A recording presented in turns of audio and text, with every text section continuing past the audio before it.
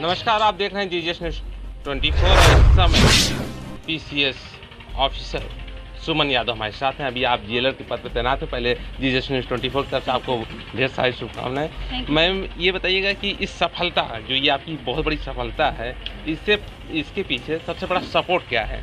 देखिए भाई, परिवार का तो योगदान रहता ही है। परिवार और प्लस मेरे स्कूल में हमारी मैडम का, हमारे सर का बहुत ज़्यादा योगदान रहा है। और परिवार का मोटिवेशन प्लस जो है कि आप जो है आपकी अपनी अनुशासन और पढ़ाई का, तो लगन से पढ़ाई का, इन सब का इम्पोर्टेंस रहता है। मैडम, जब आप ये आजमगढ़ की धरती से हैं और दिल्ली में जब रही हैं, तो दिल्ली के प्रवेश में और आजमगढ़ के प्रवेश में बहुत अंतर है। तो ऐसे में आपके लिए थोड़ा सा बदलना बड़ा टिपिकल कर रहा होगा, तो कैसे क्या हुआ? दिल्ली में मैं ज़्यादा दिन नहीं रही हूँ। मुझे लगता है 4 से 5 महीने में रही हूँ। मेरा तो यहीं पे रहना हुआ है। और मेरी एजुकेशन जो हुई है, ज़्यादातर 12th तक एजुकेशन मिर्ज़ापुर में हुई है पापा के साथ। तो वहाँ मैं रहना हूँ। हाँ, ग्रामीण क्षेत्र उसके सारी दुनिया मैंने देखी हुई है, तो अंतर तो है ही है, मैं जान रही हूँ। फिर भी लेकिन लड़कियाँ आगे बढ़ रही हैं, ग्रामीण क्षेत्र से निकल रही हैं, शहरों में जा रही हैं, पढ़ाई कर रही हैं। और ग्रामीण क्षेत्र में भी सुविधाएँ बढ़ रही हैं। अब लोग अपनी बेटियों को पढ़ा रहे हैं। देख रहे हैं यहाँ पे काफ़ी लड़कियाँ यहाँ टीचर्स बन रही हैं। मैम, जिस तरह से ये आपका दूसरा टर्न था, तो पहले टर्न में जो असफलताएं सामने आई थी, तो उससे क्या हुआ?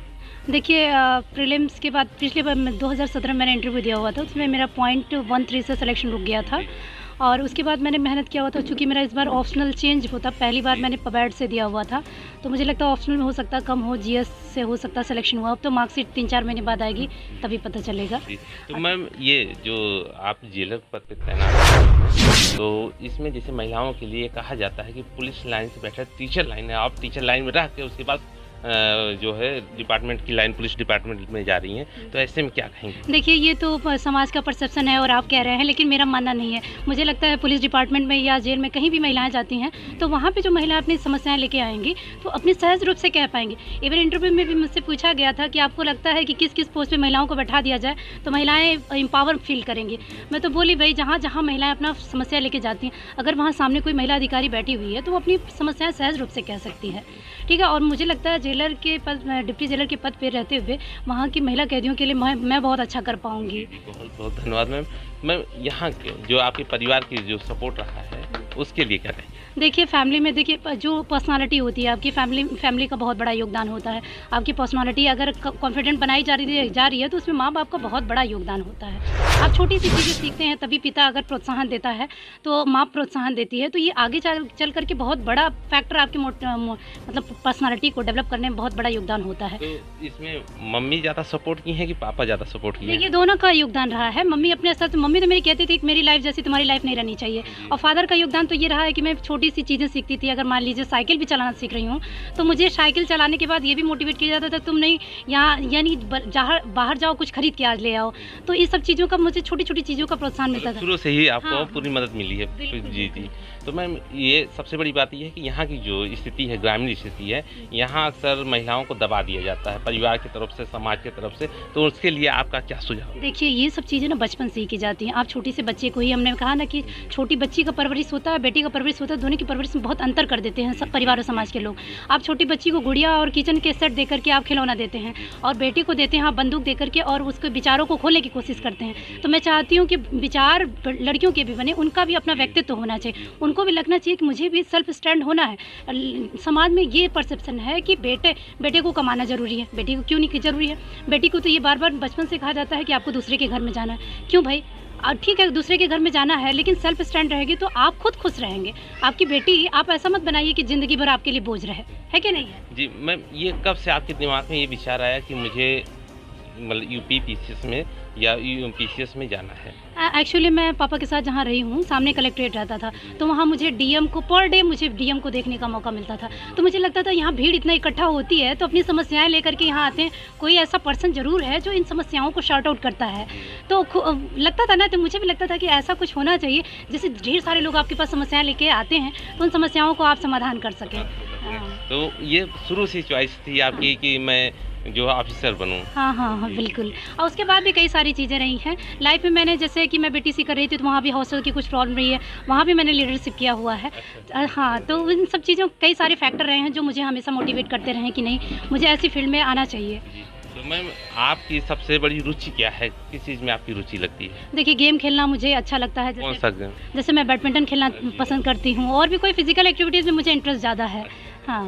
तो आप पिताजी हैं? जी जी सर, क्या कहेंगे?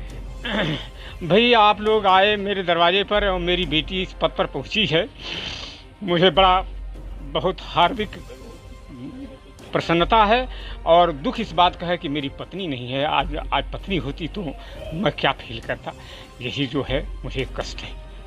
ये रहे सुमन यादव जी के परिवार के, और ये पूरी क्षेत्र रही मैडम जी अपनी पूरी जनता को, अपने जो सुबह से आपके भाई लोग तैयार थे इंतजार करने के लिए कि बहन आ रही हैं, तो क्या कहें? अरे मैं तो इतना फील नहीं कर पाई, पिछले बता रही 6-7 दिन से मैं इतना फील नहीं कर पा रही थी जितना आज मैं मजमा इकट्ठा लेकर के देखी हूँ कि क्षेत्र के लोग कितने खुश हैं, उसकी वजह से मैं अंदर से खुश हो गई हूँ। मैम जब से आप सेलेक्टेड हुई हैं तब से लगातार जीजस न्यूज़ 24 प्रतिदिन आपकी खबरें लगातार अपने चैनल चला रहा था कि मैडम आ रही हैं, मैडम आ रही हैं, ये हो रहा वो हो रहा, और आज जीजस न्यूज़ 24 अपने दर्शकों को दिखा रहा है कि हम इसी तरह हर नारी शक्ति को बढ़ावा देंगे और हर जो कामयाब लोग हैं उनका साथ देंगे। बिल्कुल, हम तो यही कहेंगे। देखिए मेरे मोटिवेशन से मतलब मेरे सिलेक्शन से मैं जितना खुश हूँ ना, मैं चाहती हूँ कि क्षेत्र की लड़कियाँ भी उतनी आगे बढ़ सकें, मेरे से ज़्यादा आगे बढ़ें और क्षेत्र का नाम रोशन। क्षेत्र का ही नहीं, जब अपने खुद आगे बढ़ेंगी तो सोचिए आज मैं मेरा सिलेक्शन मुझे इतना खुश नहीं कर पाया जितना क्षेत्र के लोग खुश हो पा रहे हैं। मुझे लगता है कि और लोगों की मोटिवेट होंगे, अपनी बेटियों के लिए अच्छा सोचेंगे। थैंक यू, आप बने रहिए जीजस न्यूज़ 24। नौजवान साथियों से, मातृशक्तियों की तरफ से और पिता तुल्य बुजुर्गों की तरफ से इस बेटी को हम लोग आशीर्वाद देते हैं। यथा जो भी संबंध है उससे कि ये बेटी और आगे जाए, क्योंकि प्राथमिक से जेलर बनी है और ये SDM बनकर IAS बनकर के अभी और सपने अभी उड़ान बाकी है, अभी आसमान बाकी है। मैं इस बेटी का बहुत बहुत तहे दिल से स्वागत वंदन करता हूँ और चाहता हूँ कि तमाम जो शक्तियाँ यहाँ उपस्थित हैं, जो ग्रामीण अंचल है उसके प्रति 2 शब्द ये बेटी अपना व्यक्त करें। सुमन यादव आए जो डिप्टी जेल अधिकारी के रूप में आज हमारे बीच मौजूद हैं, उनका स्वागत करता हूँ। कोशिश करने वालों की हार नहीं होती, कोशिश करने वालों की हार नहीं होती, उसी लहरों से डर करना का पार है। ठीक है